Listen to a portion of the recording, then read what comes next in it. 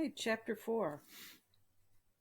The last time Grandpa and Dad talked to each other was when Dad announced he was moving us to Arizona. Grandpa blew his stack. Arizona? Why in the hell would you want to live in that desert? That's my only grandchild you got there, Harlan. How can you take him away from his home, from his grandpa? They argued for a while Grandpa swearing and shouting, Dad yelling right back. As usual, the only thing their arguing did made them was make them both madder. On the morning that we left, Grandpa refused to help us load up the car. He just stood on the front porch and watched. When it was time to leave, Dad slid behind the wheel and said, "Say goodbye to your grandpa, Hiram. No telling when you'll see him again." Mom glared at Dad a moment and then sighed and walked over to hug Grandpa. She whispered something in his ear that made him smile and pat her on the back. "Thanks, Earl," she said as she walked back to the car. "Thanks for everything, especially for taking good care of Hiram." Then it was my turn to say goodbye, and I didn't want to. "Come here, boy," Grandpa said as he opened his arms to welcome me. I ran to him and wrapped my arms around his wide body, burying my face in the bib of his blue overalls. I felt him tremble. "I'm going to miss you, son," he said with a catch in his voice. "You be a good boy in Arizona and make sure you don't go forgetting your grandpa." "I won't, Grandpa." I struggled not to cry.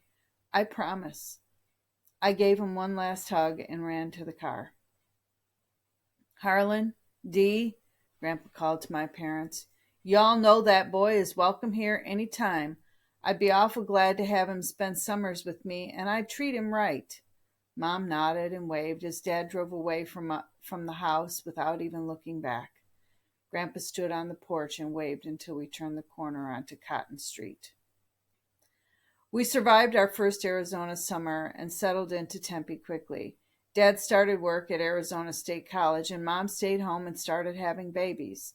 It always seemed ironic to me that once we left the Delta and the fertile Mississippi for the barren Arizona desert, Mom and Dad suddenly started producing kids at the rate of one per year for 4 years. Joseph was born about a year after we got to Tempe in 1949. Then came Emma, Eliza, and finally Brigham in 1952. Arizona turned out to be everything Dad had hoped it would be. He seemed happier than ever, and I wasn't sure if it was his job at the college, our new lives in Arizona, or just being away from Mississippi. It took me a year to get over leaving Grandpa in Greenwood, and even though I eventually adjusted to living in Tempe, the annual invitation from Grandpa to spend summer in Greenwood would get me mad all over again.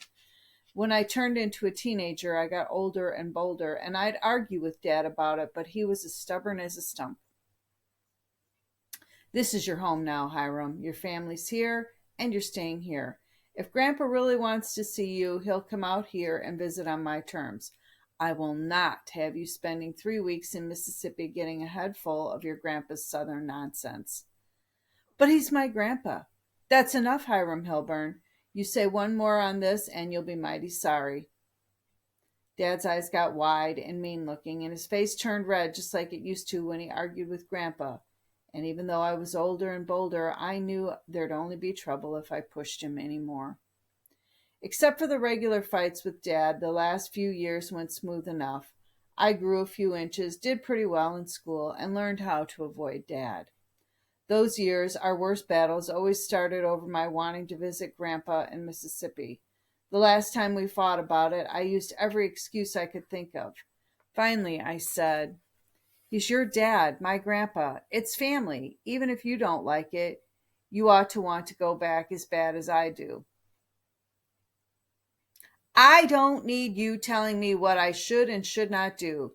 There are some things, Hiram, you just can't understand. Maybe when you're older you will." "But Grandpa invited me." "You've got to let me go. You listen to me. I will not have one of my children giving me orders. Understand?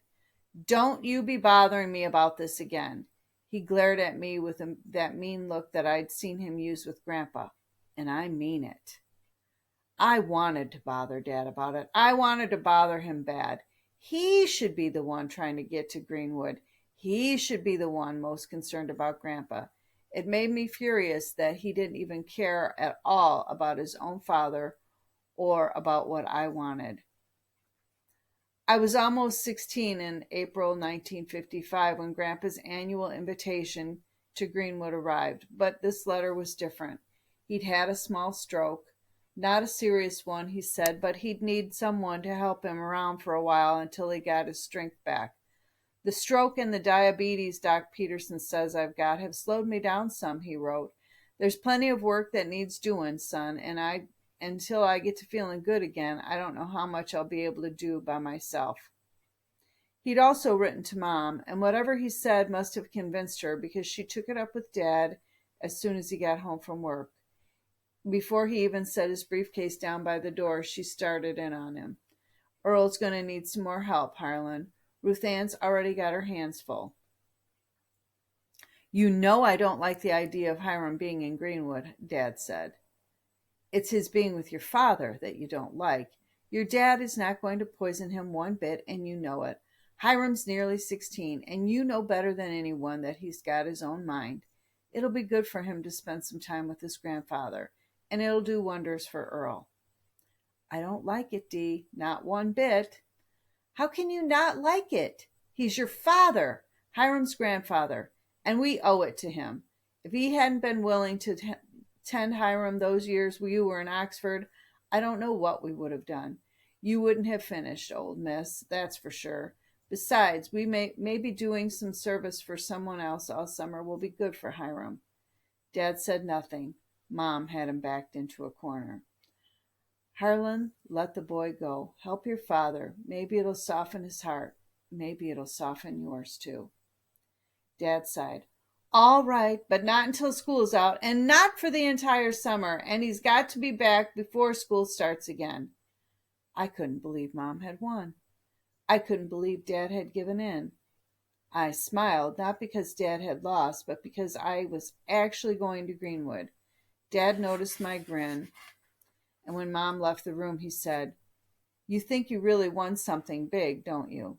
Well, you're going to find out that I know some things you don't. Greenwood's not going to be what you expect, Hiram. You're older now, and you'll see. And I'm sorry for what you'll see. I had no idea what he was talking about, and I didn't care. All I knew was that finally I was going back to Greenwood and to Grandpa. Dad stalled my trip as long as he could. When school was out in June, he said we couldn't afford the train fare to Mississippi. It wasn't until the middle of July that he announced that we had enough money for me to go. He'd already booked a ticket on the Santa Fe rail line and told me I'd be leaving August 19th. When the 19th arrived, Mom took me to the train station in Phoenix. It was no surprise that Dad wasn't there. He said he had some meetings on campus, but I was sure that he just didn't care enough about me to come. That didn't bother me because I felt the same way about him. I was looking forward to seeing Grandpa again, but more than anything, I was glad to be away from Dad for a while. Your grandfather said Ruth Ann will meet you at the station in Greenwood, said Mom.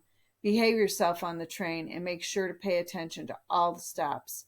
I know you'll be good to Grandpa, Hiram, but you make sure you look after him the best you can. And mind him and Ruth Ann while you're in that house. And then she quickly hugged me. The train's steam whistle sounded, and the porters called all aboard. I love you, son, she said, as I stepped up to the passenger car. Have a wonderful time with Grandpa. After I stowed my bags and found my seat, I felt excited and sad at the same time. I would miss Mom and the kids, but I couldn't wait to get back home to Grandpa and Mississippi.